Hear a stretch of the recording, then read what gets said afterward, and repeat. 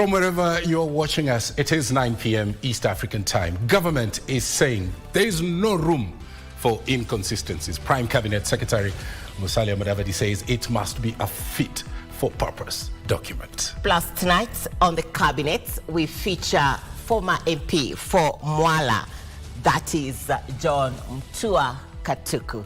My name is Muchuma, Odim. And my name is Mboya. All that is coming up on the Cabinet. But first things first, a look at our top stories tonight.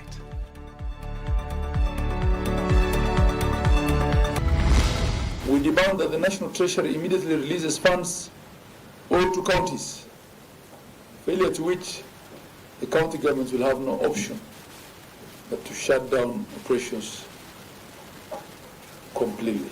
Governors threaten to shut down operations in the country over alleged delays at the Exchequer.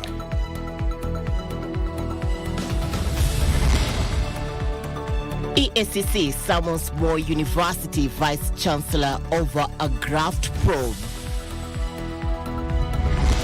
We shall not be in the business of being given Panadol, then we cool down, go back, then we call another strike.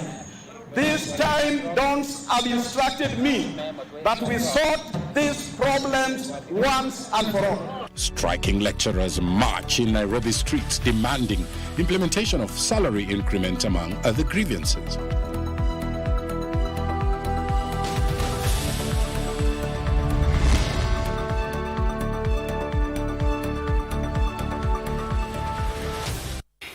Our socials at KBC Channel 1. Our sign language expert tonight is Lucy Maura.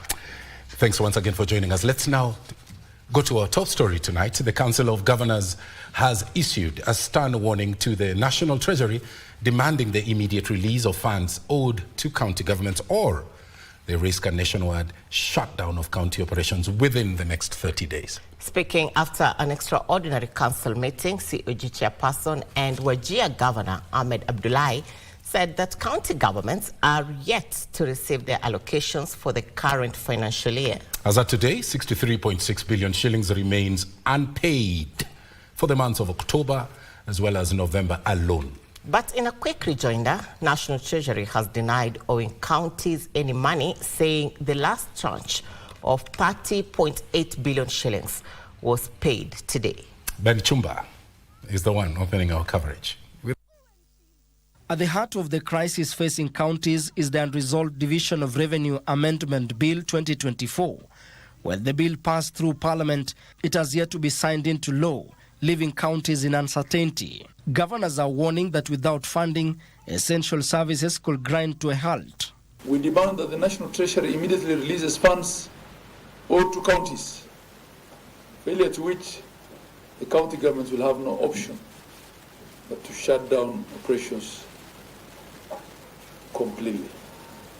The situation worsened when the National Assembly slashed county government's equitable share by 20 billion shillings, a move condemned by governors as unconstitutional and damaging to devolution.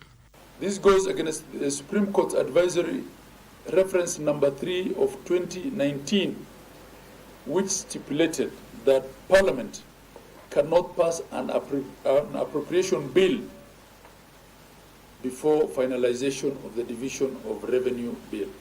Currently, counties are operating on just 50% of last year's budget, a temporary measure that will run out by December. Adding to the strain is a growing debt crisis, with the National Health Insurance Fund owing counties over 9 billion shillings in unpaid claims. In fact, we are at a point where we are saying, why don't you just cash off, offset that money that is owed to KEMSA. NHF should pay KEMSA so that we can continue collecting drugs and pay as a balance. It will be easier for us. Some counties here are yet to pay salaries for the last 3 months as a result of the delay in disbursement. In many of these counties, we need to get to where the masses are to have them registered. We have governors here who manage counties that are over 50,000 square kilometers. So the question of logistics, the question of fuel, all these things come into play.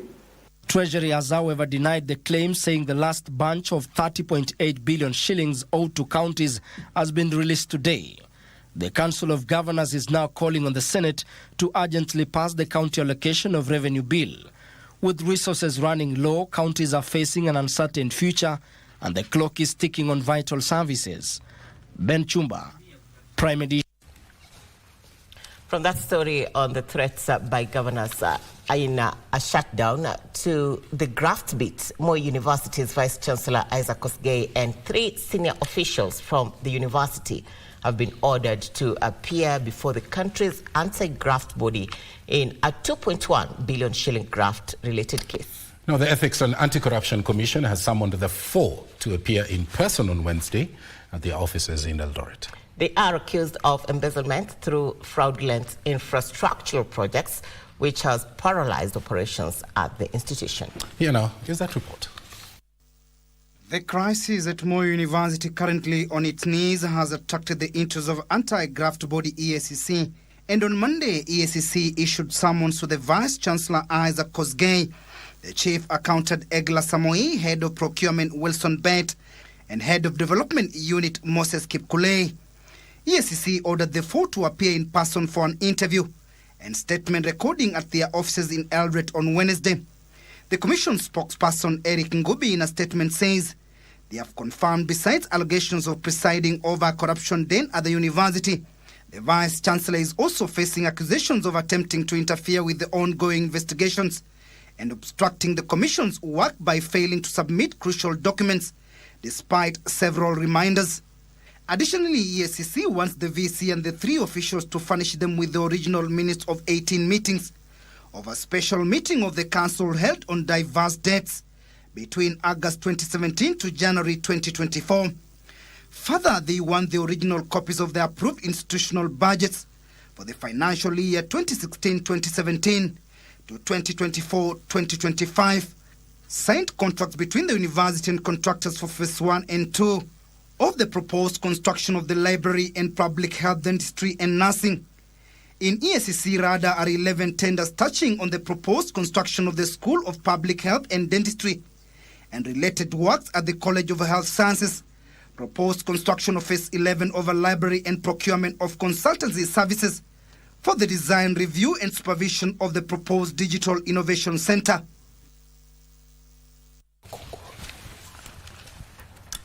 Now, the university's academic staff union, WASU members, Monday held a peaceful procession in Nairobi, Kenya, to reject the 4.3 billion shillings offer from the government to end their strike. The lecturers marched from the University of Nairobi Graduation Square to the Ministry of Education's Jogo House headquarters, where they petitioned the government to release 8.6 billion shillings demanded by their Moi University counterparts. Here's Joseph Okungu with the details of this story.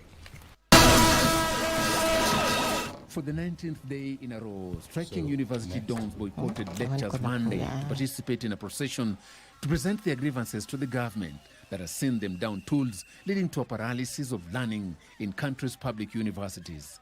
Led by WASU Secretary General Constantine Wasonga, the lecturers demanded that the government finds a lasting solution to their key demands, which include a 7 to 10% salary increase, harmonized allowances, medical coverage, and adequate funding for pension and retirement benefits. We shall not be in the business of being given Panadol, then we cool down, go back, then we call another strike.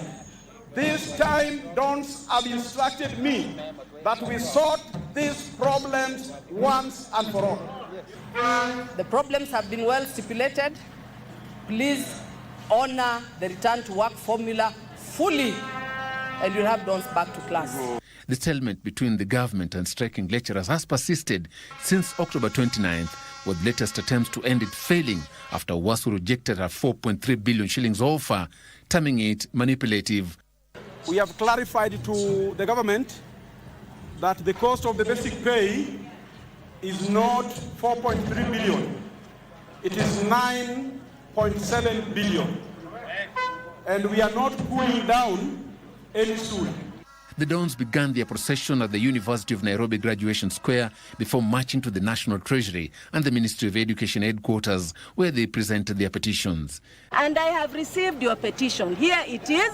The lecturers also called bluff the Education Cabinet Secretary Bigoso Gamba's stance that the government cannot afford 8.6 billion shillings to address the standoff between lecturers and the management of Moi University. The money Moi University Dons are demanding for is not the government's money.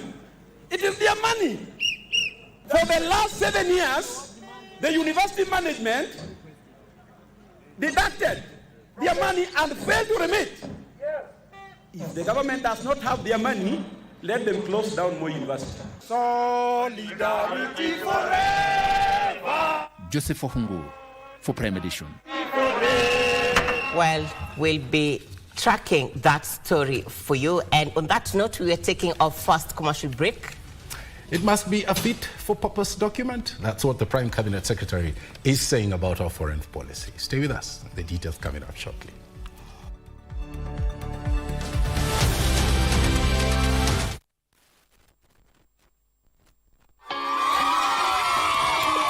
Tangu nishinde gari imenisaidia sana. Nimekuwa nikitumia kubebeba watu. Angalau naona life inabadilika. Sikosi angalau kwa siku. Nilikuwa donda, nilikuwa tu msave hivi. Sasa hivi nina gari, naweza drive na naweza beba watu, naweza make my own money. Mungu amekutoa kwa matatu. Dial *570# option 4.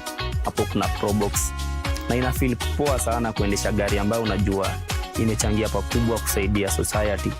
Unaweza anisha nayo busy yako ya transportation, ida kubebea watu wa soko vitu, na niko sure by the end of the day uta make ends meet.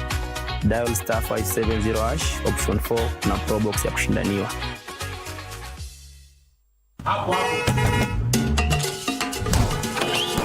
Wewe bro, nipatie hiyo receipt ya items.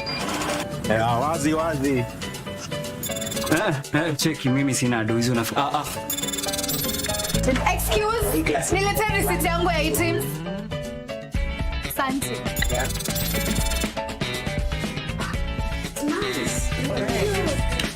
Ni pesa ngapi? 3,000. Hebu nisaidie na ile receipt ya items. Nimeshinda mili. I'm the latest millionaire. Marry me, baby. Yes! Guys, nimeshinda laptop.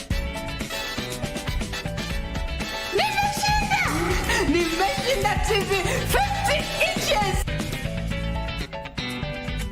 Nice na Receipt Legit promotion kutoka KRA. Download Receipt Legit app, scan QR code kwenye receipt yako, ujishindie zawadi kem kila wiki. Kuna grand prize ya milioni 3 kwa washindi watatu, milioni kila mmoja. If you want me, just give me a sign.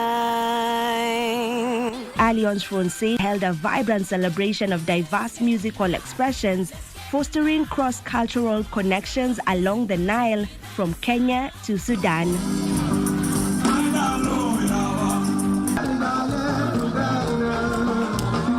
Fashion is a vital part of the culture in Kenya, and the country is home to a thriving fashion industry. How can we forget the lavish menu that includes delicious pastries and drinks? In addition to the fashion show and high tea session, the event features pop-up boutiques. The way that I've been feeling, the way that you've been creeping, don't care if I be stealing. I don't wanna get in trouble, but I'm trying to take you home.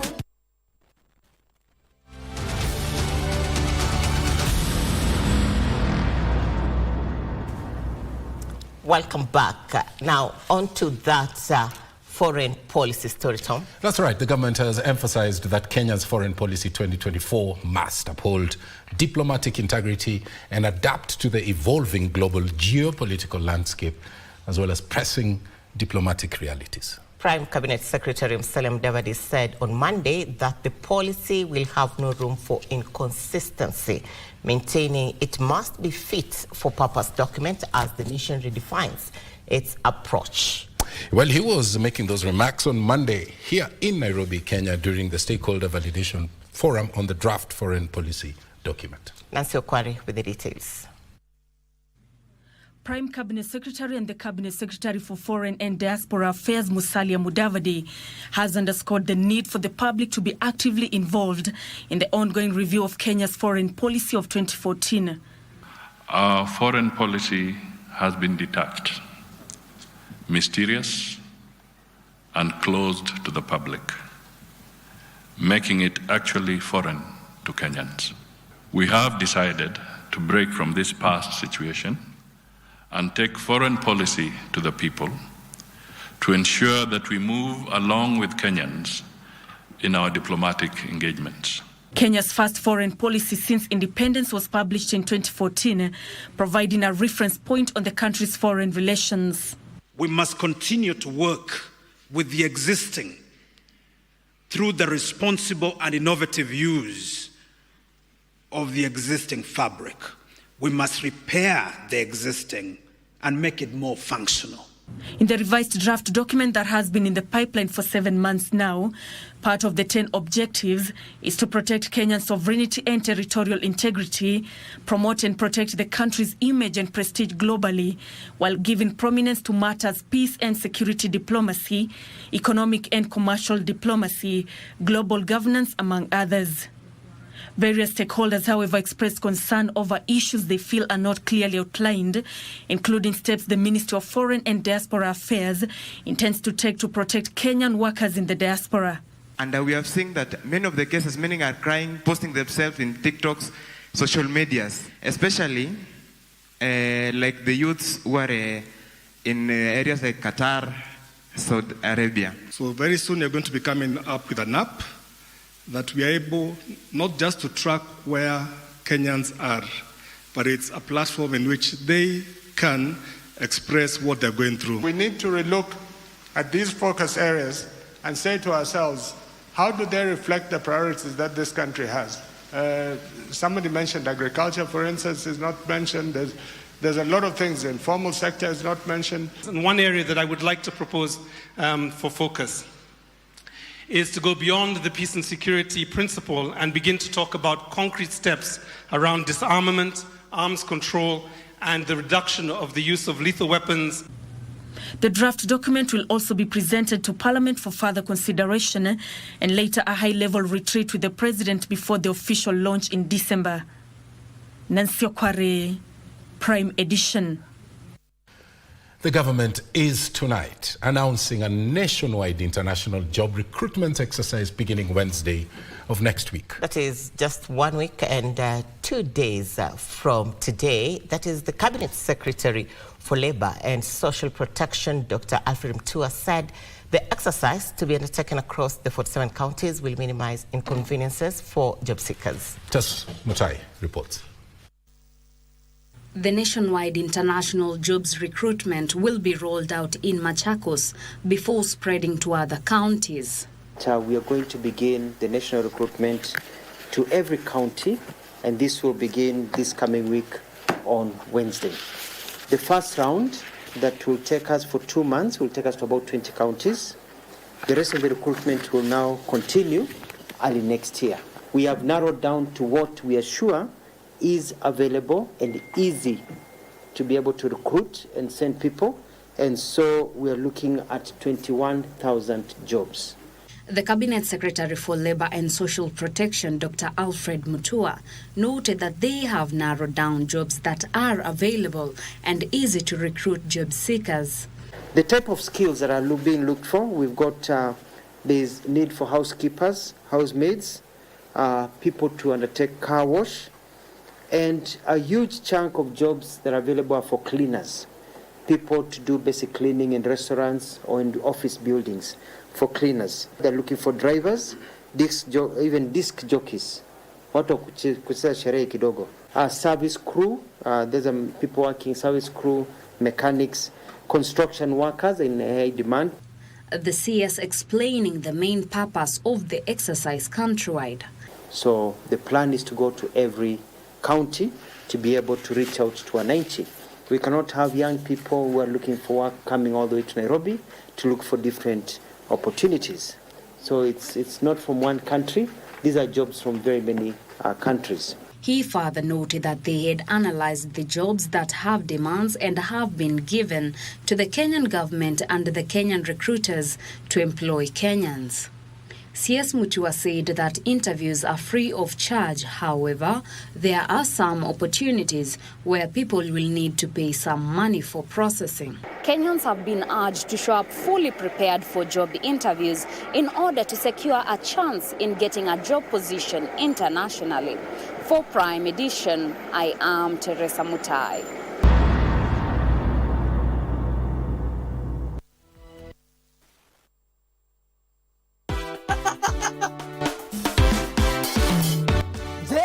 Ungependa kuwa mshindi na Lucky Box? Ni rahisi sana. Bonyeza *463# uwe mshindi. Kuna vitu vingi sana vya kushinda. Kama vile TV, kuka, washing machine, fridge, kipiki, pesa na hata gari. Na sio gari tu, Subaru. Na kuna jackpots kadha wa kadha. Kuna power jackpot ya 1.9 million. Mega jackpot 2.5 million. Na Super Sunday ya 3 million Kenya shillings. Kila mtu anaweza kuwa mshindi. Bonyeza *463#. Uwe mshindi. Kuchagua box ni kuchagua chapa.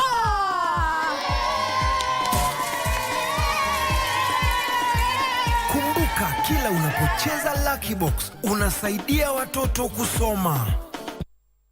Mamlaka ya ukusanyaji ushuru nchini inakuletea kampeni ya umma ya G-Nice na Risiti Legit. Thibitisha risiti yako ukitumia app ya Risiti Legit, upate nafasi ya kuibuka mshindi wa zawadi kemkem kama vile shilingi milioni 1 pesa taslim, laptops, televisheni ya inchi 50, smartphones na zawadi zingine. Watu wa Ingo, Ijumaa tarehe 22 tutazuru Kakamega, maeneo ya Mumias, Matongo, Shianda, Navakolo, Malaba, kambi ya Mwanza na Lurambi. Kisha Jumamosi tarehe 23 Bungoma mjini, Kimilili, Webuye, Bukomba, Kandui, Chwele, Kamukoya na Lugari. Pata app ya Risiti Legit kwa Google Play Store au App Store kwa maelezo ya kuingia katika mashindano ya Risiti Legit. G-Nice na Risiti Legit. KRA, tulipe ushuru tujitegemee. Have a complaint, or is something just not adding up with your pension scheme? It's easy to file a complaint directly with the Retirement Benefits Authority, and it's absolutely free. Just visit www.complaints.rba.go.ke and follow the prompts to file your complaint. RBA will acknowledge your complaint within 7 working days. Your complaint will be reviewed and addressed within 30 working days. Your time and peace of mind are important, and anyone dissatisfied with a decision of RBA can appeal to the Independent Retirement Benefits Appeals Tribunal. RBA is here to listen and resolve your complaint promptly, because your retirement should be stress-free. For more information, visit our website www.rba.go.ke, call our toll-free line 0800 720 300 or email info@rba.go.ke. Secure your future. Secure your peace of mind. RBA, safeguarding your retirement benefits.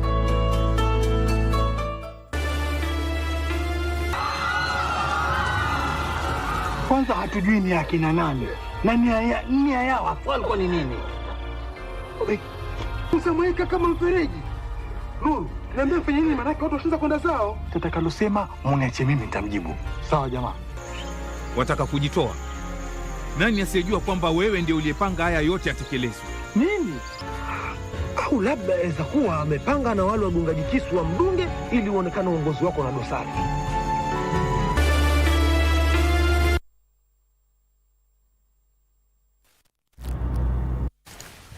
Welcome back to Prime Edition, coming to you from Broadcasting House in Nairobi, Kenya.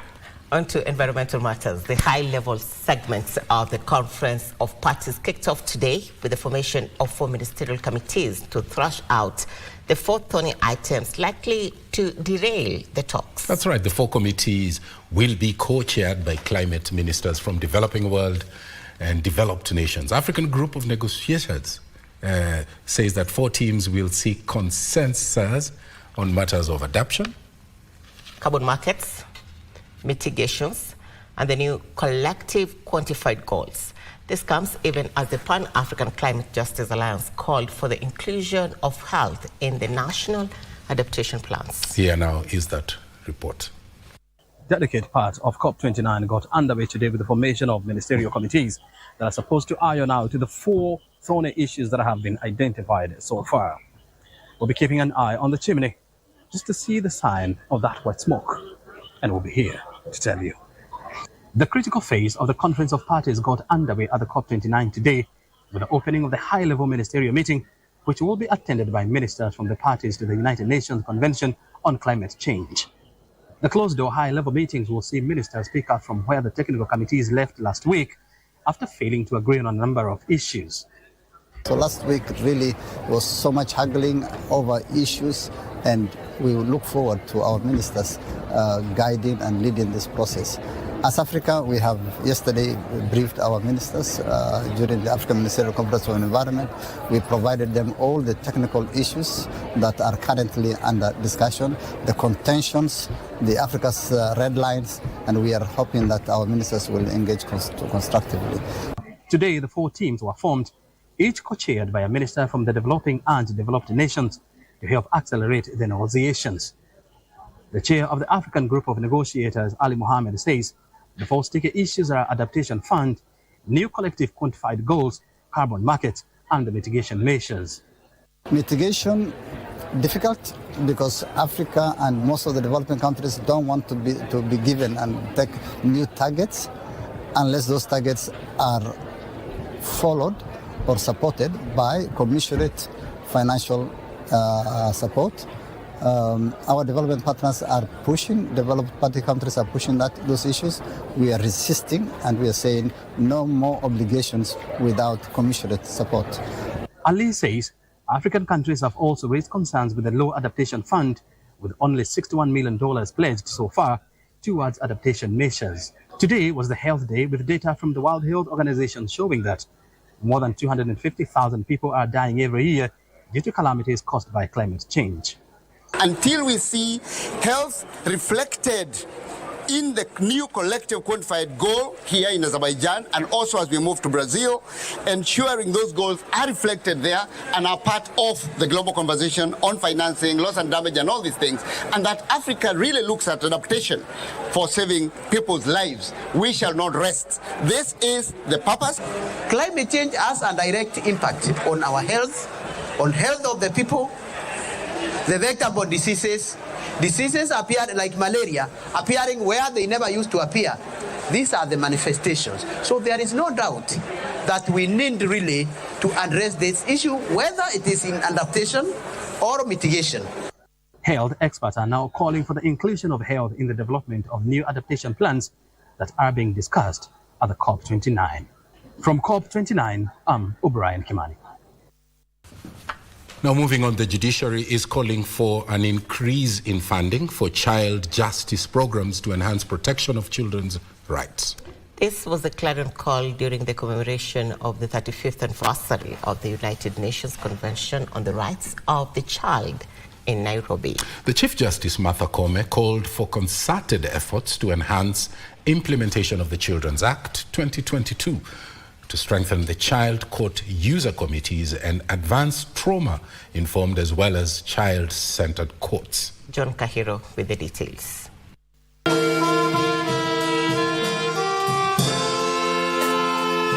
Child rights crusaders converged at the United Nations offices in Nairobi to celebrate the 35th anniversary since the inception of the United Nations Convention on the Rights of the Child. It is here that the Chief Justice, Martha Koome, called on legislators to increase funding towards the child justice system.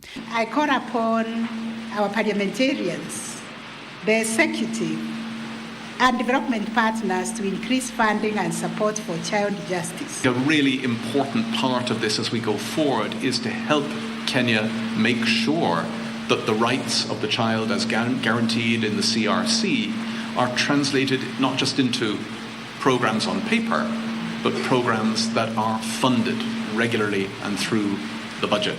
Comey at the same time stressed the need for greater investment in implementing the Children Act of 2022 to address challenges faced by minors. I invite collaborations to implement the Children Act 2022 to strengthen children's court users committees. We already have 16 of them all over the country out of 141 stations, so we have a long way to go because we need to advance trauma-informed and child-centered courts. She called for the prioritizing of training for judicial officers to handle cases involving children sensitively and reiterated the judiciary's commitment in upholding the dignity of children. There has been training, and this training involves the communities. It involves the Nyumba Kumi, it involves the police, it involves the prosecutors, it involves the social workers. It's a lot of work. It's heavy lifting that cannot just be left to the judiciary alone, but we call upon all stakeholders, including the media, to keep on highlighting these cases for the attention of everybody, especially if a child has been defiant, taken to court, and the case has been compromised and withdrawn. UNICEF Kenya representatives led by Shahin Nilofa noted the body is expediting efforts to alleviate challenges faced by children, such as impacts of climate change, humanitarian conflicts, and geographical displacement, especially in the developing countries. So this is all about children's ask, and children's are requesting government to ensure that they safeguard and protect the social sector budgetary allocation that would really help to operationalize the CRC. This comes as the world prepares to mark International Children's Day on Wednesday, 20th of November 2024. The week-long event is set to offer a platform to reflect on the steps made in the 35 years journey since the enactment of the Convention on the Rights of Child Treaty and make key deliberations in a bid to leave children the most important legacy that is a livable country, continent and planet. John Kahiro, Prime Edition from United Nations offices, Gigiri in Nairobi.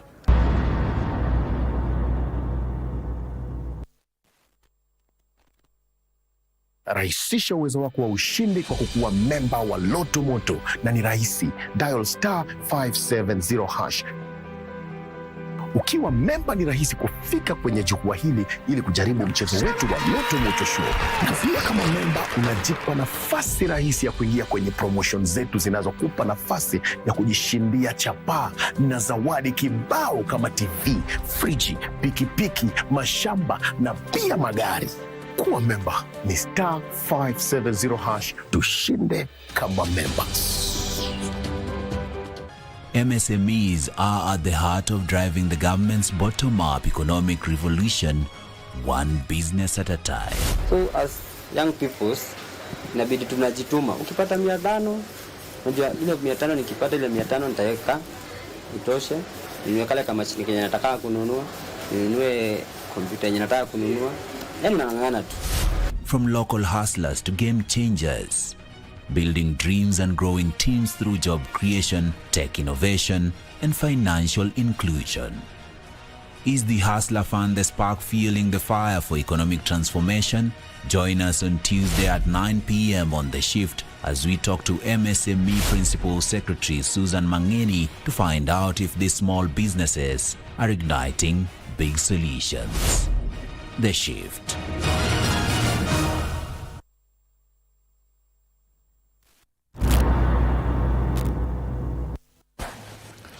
Welcome back. Our socials at KBC Channel 1. One acknowledgement here. Brian Wahungi watching KBC Channel 1 from Mboya. We have Eno Somondi watching KBC Channel 1 from the county of Nairobi. Nairobi. Okay, White very well. toilet campaign story. Yes, that's right. An estimated 5 million Kenyans still practice open defecation, with only 29% having access to, the very basic sanitation facilities. Nairobi River Commission Chair Margaret Wanjiru says in a bid to address the challenge, the government is keen to upgrade sanitation facilities in informal settlements alongside the ongoing affordable housing projects countrywide. Yeah, let's listen into that story. In Kibera, Soweto area, located about 5 kilometers southwest of the city center. A home to over 250,000 Kenyans. It is a sorry state of affairs for residents living in this area, as they have to put up with poor sanitation conditions. Without designated toilets, residents here are forced to relieve themselves in the open, sometimes in the alleys or even open field. Yo flat toilet yenyewe mtu anakunywa usiku bala mwage kwa mtaro, unapata saa zingine amezungusha ametupa, unaona. Juu choo ndio hakuna, si ati watu wamejikaza choo, ndio choo ndio hakuna. Hata kama zile ziko unapata sio line moja inakupea karibu nyumba karibu 3,000. So unaona choo inaja karibu na mwezi. With Kenya set to celebrate World Toilet Day on Tuesday, the government has acknowledged the risk that comes with poor sanitation. We are hoping that by tomorrow, between ourselves, the State Department of Water and also Adi Water would have reached an agreement that at least we can do one sanitation, one abolition, major one in this location. In terms of the toilet ratio, we are expected to have over 500 toilets, but the toilets we have are less than 100. The Nairobi River Commission Chair Bishop Margaret Wanjiru says that as part of the ongoing cleanup exercise of Nairobi River, the government has prioritized improvement of sewerage facilities. The sewerage system comes first, then everything else is built, and now the sewer will have to go the rightful places. So nyumba ambazo zitajengwa, the units, if they can take 6,000 people, 2,000 people, and then you correct all the wastewater from those units, mahali moja, then you treat, or you connect into the sewer line, you treat that water before it gets into the river. Nafikiri munaweza kuona ya kwamba hayo maji yatakuwa masafi. This even as the newly formed Nairobi River Commission has been tasked to complete cleaning up the river within 24 months. As the country prepares to celebrate World Toilets Day tomorrow, more calls have been made for government to prioritize sanitation that will help improve living standards of Kenyans, especially those living in informal settlements. Opicho Chemtai for Prime Edition. Thank you, Chemtai. Now, tens of residents in Lamu East constituency, Lamu County, received free medical checkups amid calls for the government to embrace mobile health services in the region. The residents decried challenges in accessing health services as they are forced to rely on boats and canoes for transport, which they say is very, very costly. The medical camp was organized by a non-governmental organization, the Ministry of Health, and the county government. Monday morning in Lamu County, a team of health workers from Safari Doctors embarked on a health outreach program to provide free medical services to marginalized communities in the island. Tens of residents from Kiwayu Chandani village showed up for the free medical camp. Nilifanywa kizazi, katolewa kizazi ya kansa, alafu kuna zichu zingine kama chezi kwenye sijui growth nikafanyiwa. Mimi nakwambiavyo ni gonjwa sukari. Ona? Kwa hivyo ndio mimi usaidizi wangu napata dawa hapa kwa Safari Doctor za mwezi. Mpaka utakapokuja tena ndio mimi nimpache tena madawa. Dulo Bashora, a resident here, says he walked for approximately 2 kilometers to access the nearest health facility. Kijiji ni kijiji ambacho inaitwa Chandani na iko kando na mji yote. Kwa hivyo kusafiri pia ni ngumu kama ni Lamu. Sisi tunagaramika kwa ukubwa, lakini sasa kutoka hii Safari Doctor ianze takriban miaka 10 sasa inatusaidia kwa ukubwa. Similar scenes were witnessed in Madina village where the residents received free medical advice. The non-government organization began offering free medical camps to locals in the year 2015, targeting over 20,000 residents in marginalized communities. Shukuru hata zaidi ya mara 100 sababu zile changamoto ambao wanatusaidia wanatupunguzia kidogo kwetu nafuu kwao. They urged the government to include a mobile model of health service delivery in the area to enhance universal health coverage. Wakati wa usiku sasa, hapo ndo kuna kizaza. Kama unashikwa na ugonjwa hapo kwa kigafla ni mpaka asubuhi. Hatuna pikipiki, hatuna lolote hapa. tuko tu yani kimungu. Sasa tulikuwa tunaomba hata kama ni pikipiki ndogo pia watusaidie na sisi. Tunapata changamoto sana. Matibabu kadha wa kadha yenye ambao huwa hatuwezi pata, ama huduma hatuwezi pata, ama dawa pia hatuwezi pata kutoka kwa serikali kuu ama kwa county, pengine kwa delay kuchelewa kuletwa madawa. The 5-day free medical camp, which kicked off on Monday, will come to a close on Friday. The national government has launched the second phase of the national census of animals in the 6 counties of the northern part of the country. The activity will be done by Wildlife Research and Training Institute together with 10 other partners. Now, these and other stories in our county news roundup. Speaking at Shaba in Isiolo County, CS for Wildlife and Tourism Rebecca Miano says that the census will be critical in directing the government in policy making and setting mitigation measures in future. The census will be done using the latest technology of mapping, with data being sent to Shaba for tabulation and analysis.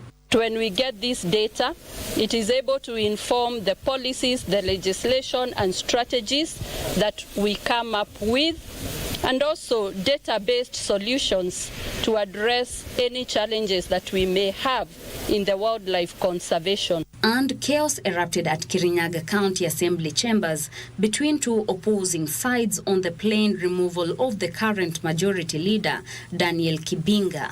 Kuna watu wamekuja hapa, a very few people, wakisema wanataka kutoa majority leader kwa sababu amekataa wakule pesa.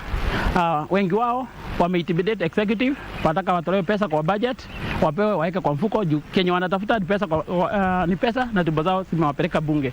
Meanwhile, the county government of Kiambu is hiring more healthcare workers to address human resource gaps and enhance efficiency at a Thika Level 5 hospital.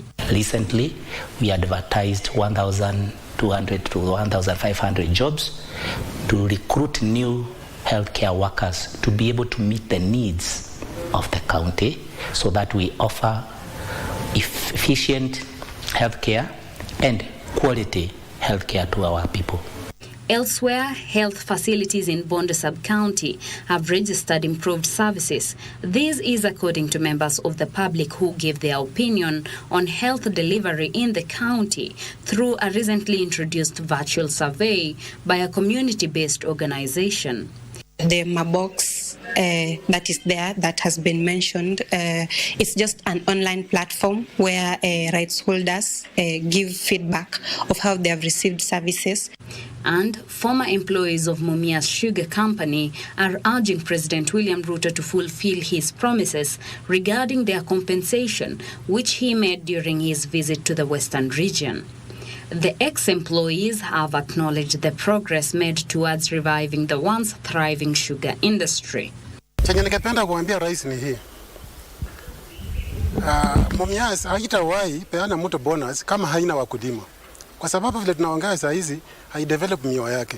Itapeana nani bonus? Na miwa wananunua kama mwenye wananunua omena sokoni. Unanunua tu kwa mtu yote mwenye umepata kona omena unanunua.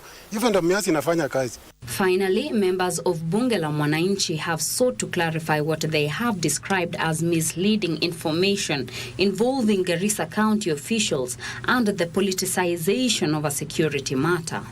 Bunge la Mwananchi officials are here to issue a statement retracting the misinformation and clarifying the true sequence of events. It is essential to refrain from spreading hearsay that can incite further discord among communities, particularly the clans in Garissa County.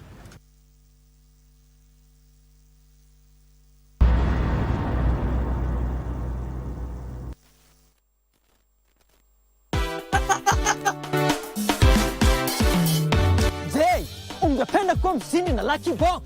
Ni rahisi sana. Bonyeza *463# uwe mshindi. Kwanza hatujui ni akina nani na nia yao walikuwa ni nini.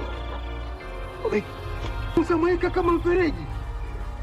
Niambia fanya nini, maana watu washinda kwenda zao. Tutakalosema mniache mimi nitamjibu. Sawa jamaa. Wataka kujitoa? Nani asiyejua kwamba wewe ndio uliyepanga haya yote yatekelezwe?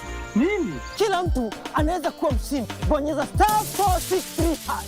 Uwe mshindi. Kuchagua box ni kuchagua chapa.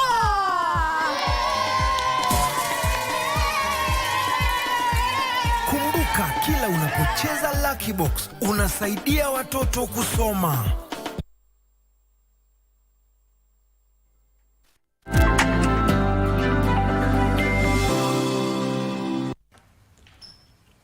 A very good evening to you. Thank you for watching Prime Edition. Time for the business news. My name is Betty Kiptum.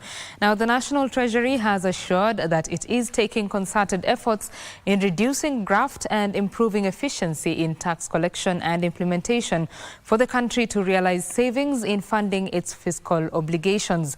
National Treasury and Economic Planning Cabinet Secretary John Mbadi says Kenya ought to improve its domestic revenue mobilization if it is to meet its financial obligations every financial year. Take a look. According to the latest figures from the National Treasury and Economic Planning, Kenya's external borrowing for this financial year currently stands at 348 billion shillings, with a further 296 billion shillings borrowed from the domestic market. Tax revenue growth was only at 13.3%, indicating that our tax collection is not keeping pace with economic growth. This highlights the need to reassess our tax policies and administration of revenue strategies to broaden the tax base and boost revenue collection. Speaking while opening the 52nd East Africa Revenue Authorities Commissioners General Meeting in Nairobi, Treasury Cabinet Secretary John Mbadi noted that there has been a shift in international borrowing as countries begin to look at ways of taming runaway borrowing. The attention of our traditional partners is shifting away from us. We like it or not. If today we are getting funding from World Bank to support our activities, from IMF, we must be alive to the fact that the support is going down day by day. This comes on the backdrop of increased revenue mobilization for the financial year 2023-2024, which grew by 11.1% after the Kenya Revenue Authority collected 2.47 trillion compared to 2.166 trillion in the previous financial year. KRA has integrated its system with key corporations and government agencies to seamlessly acquire third-party data for tax purposes. This includes integration with the business registration services for verifying private limited company details and ongoing collaboration with payment providers to monitor tax compliance among merchants using their systems. Alanako, Prime Edition. And livestock farmers have been urged to ensure their animals are vaccinated as part of the national program targeting at least 80% of livestock against foot and mouth disease and viral disease, peste de petits ruminants, that is PPR. Administrative Secretary in the State Department for Livestock, Dr. Joshua Chepchieng, has called on farmers to avoid misinformation and participate in the vaccination program that is aimed at controlling livestock diseases that have caused economic losses. The government has embarked on a nationwide livestock vaccination campaign targeting 22 million cattle against foot and mouth disease and immunization of 50 million sheep and goats. The move, spearheaded by the Directorate of Veterinary Services in collaboration with county governments, aims to prevent the spread of these diseases and ensure compliance with international trade standards. We deny the fact that this vaccination is harmful. It is not harmful at all.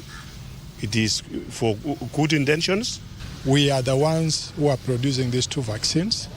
And for foot and mouth disease vaccine, because this is the one that has raised a lot of issues, I want also to mention that in Africa, we are the leading vaccine manufacturer for foot and mouth disease.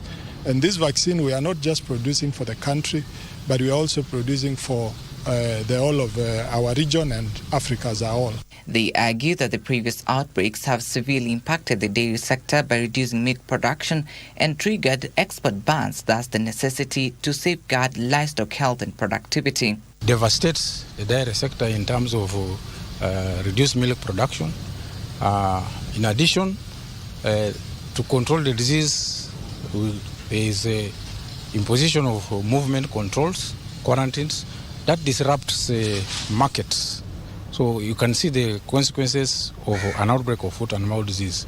You cannot trade with anybody in the world if you have outbreaks of trade-sensitive diseases like foot and mouth disease, or the one for sheep and goats called PPR.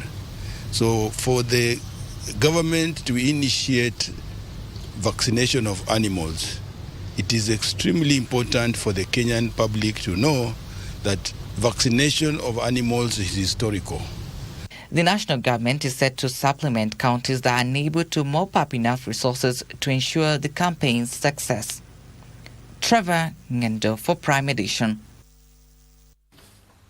Now, 3 students undertaking Internet of Things and Robotics Studies at Rift Valley Institute of Business Studies are part of beneficiaries of a 6.5 billion shilling World Bank funded scholarship program that aims to enhance the innovations ecosystem infrastructure. The students won the scholarship on the backing of their innovation that uses robotics and IoT to ensure that watering, temperature, lighting, humidity, air quality, and soil moisture in a farm are perfect for plants to thrive.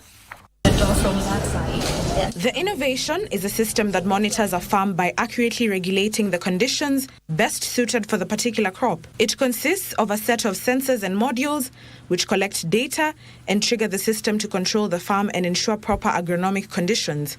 Depending on the soil moisture of the soil to trigger the pump. For example, we've set the threshold for dryness to a bit 500 and here to 800. So when it's below 800, it means that the soil is wet and it will trigger the pump to stop watering the flowers. The system works by regulating humidity, temperature, soil moisture, airflow, light, and pH for farmers who choose to grow their crops in a greenhouse. Designed to be farmer-friendly, farmers can control a greenhouse with a smartphone through an app which is easy to understand and operate. More so, farmers can log into their accounts and control the greenhouse through SMS. The farmer can choose to control the farm automatically, where the farm regulates itself according to the optimum conditions of the crops being grown. Notifications will be sent to the farmer through an app or SMS. On the other hand, it can also be controlled manually, where, for example, the farmer can set the temperature to 24 degrees or the soil moisture to a particular value. Here we have a small prototype for greenhouse, and in here we are checking everything that resonates with the crops.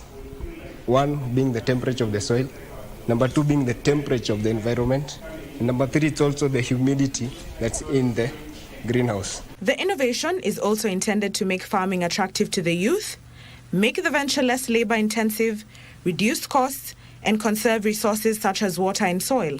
Additionally, the invention provides farmers with recommendations that boost the quality of produce. You will find that most of the farmers will tend to water the plants, and during that time you will find that the soil has some moisture, so they face issues like overwater and underwatering. Our project here now tries to solve that problem by automating the irrigation process. Stakeholders from the Rift Valley Institute of Business Studies are calling for more public-private partnerships to sponsor the growing number of innovative youth. The program is being implemented by the Ministry of Investments, Trade and Industry through the State Department for Industry. Ndutamokami for Prime Edition. And that is the business news this evening. Of course, Prime Edition continues. Sports news is coming up with Karen Kibet. My name is Betty Kiptum. Good night.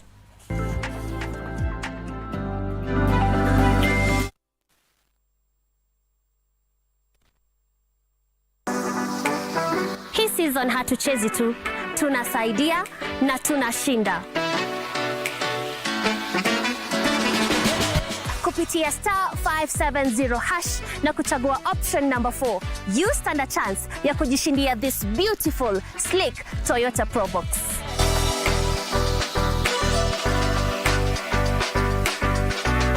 With a 1500cc engine, fuel consumption iko chini. exterior iko sawa, and let's not forget, iko na a spacious boots. Iko na sound system mzuri sana with speakers on both sides, phone holder na touchscreen monitor. Ukijishindia hii gari, there is so much you can do. Kama ni kuendea stock sokoni, hii gari itakufaa. Kama ni transportation, iko sawa. Dial *570#, chagua option number 4 na uchomoke na this Toyota Probox hii December. Say bye-bye to FOMO, the fear of missing out, by downloading the KBC Online app that gives you access to everything you love. Get the latest news, sport, is a class music, entertainment news, live radio, and so much more at the palm of your hands. To get the app, simply search KBC Mobile Digital app in your Google Play or App Store and download the app. Catch what you want, anytime, anywhere. Stay connected. Stay ahead with KBC Mobile Digital app. Are you looking for a brand-growing outdoor advertising with beautiful simplicity and an artistically inspired choice? Look no further. Our 40 years of credible reputation and experience will give you exceptional brand traction. If you want me, just give me a sign. Alliance Francaise held a vibrant celebration of diverse musical expressions, fostering cross-cultural connections along the Nile from Kenya to Sudan.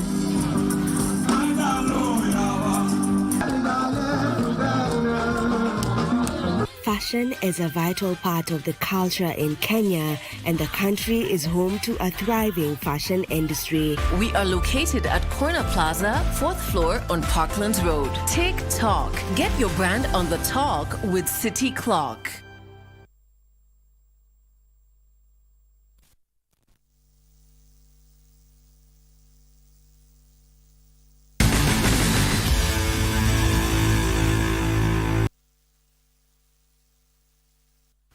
A very good evening to you. Welcome back to KBC Prime Edition. My name is Karen Kibet. Let's now take a look at the day's sports. The national soccer team Harambee Stars will conclude their 2025 Africa Cup of Nations qualifier matches tomorrow against Namibia at the Peter Mokaba Stadium in Polokwane, South Africa. Kenya is third with 5 points in Group J, four ahead of Namibia. Both teams are set to miss out on the next year's Africa Cup of Nations after Cameroon and Zimbabwe snatched the 2 qualification slots in Group J. After picking up 4 points from their opening 2 matches against Zimbabwe and Namibia, Kenya were well on course to secure safe passage into the 2025 AFCON for the first time since 2019, having failed to qualify in 2021 and were ineligible to take part last year. However, Engin Firat's boys lost to Cameroon in both of October's meetings between the teams, leaving them in need of a win in the last 2 matches against Zimbabwe and Namibia. But a 1-1 against Zimbabwe effectively eliminated them from the race. However, Kenya will take part in the 2027 tournament, having been named as co-hosts alongside Tanzania and Uganda.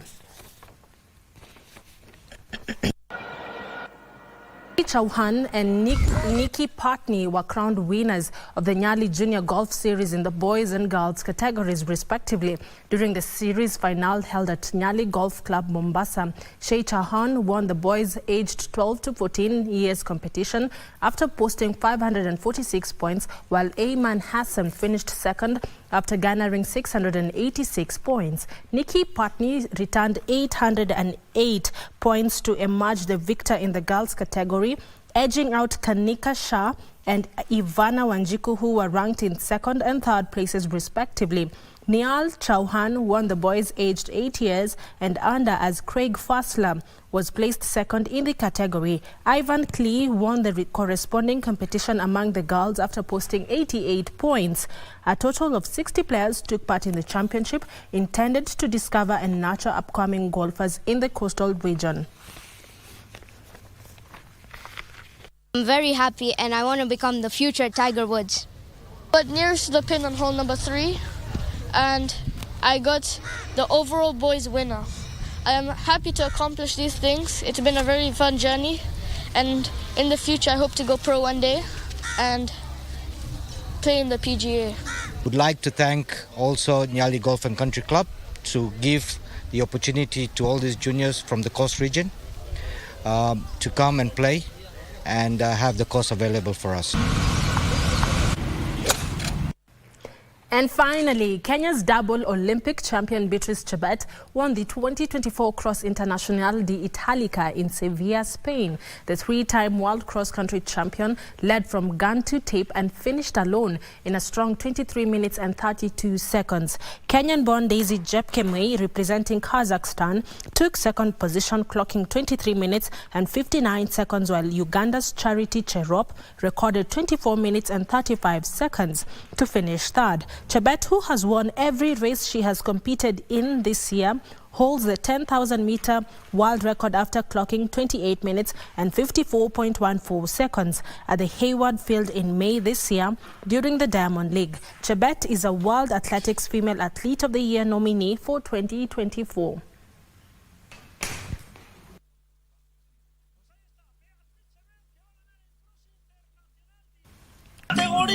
England overpowered the Republic of Ireland 5-0 at Wembley in the UEFA Nations League B matches to earn their promotion back to the top tier. England secured the top spot in Group B2 And those were all the sports stories we had for you tonight. I'll see you tomorrow, same time, same place, with more sports news. My name is Karen Kibet. The bulletin is not yet over, as I now do hand you back to my colleagues Tom Mboya and Irene Muchuma for more. Tom.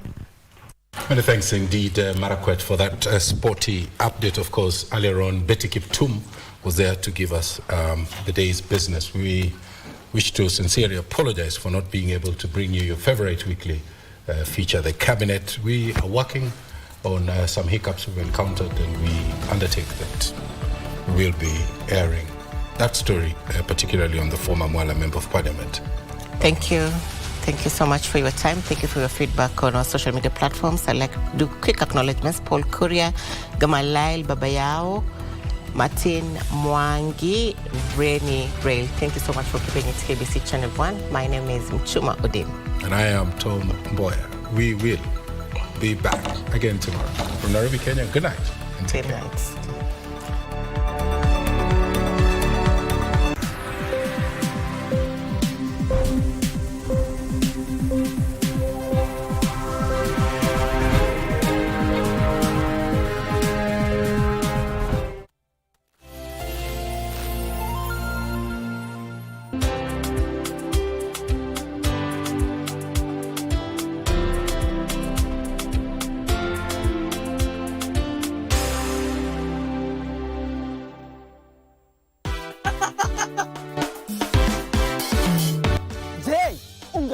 Mshindi na Lucky Box ni rahisi sana. Bonyeza *463# uwe mshindi. Kuna vitu vingi sana vya kushinda kama vile TV, kuka, washing machine, fridge, kipiki, pesa na hata gari. Na sio gari tu, Subaru. Na kuna jackpots kadha wa kadha.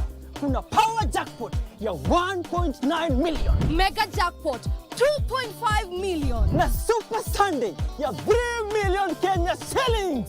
Kila mtu anaweza kuwa mshindi. Bonyeza *463# uwe mshindi. Kuchagua box ni kuchagua chapa.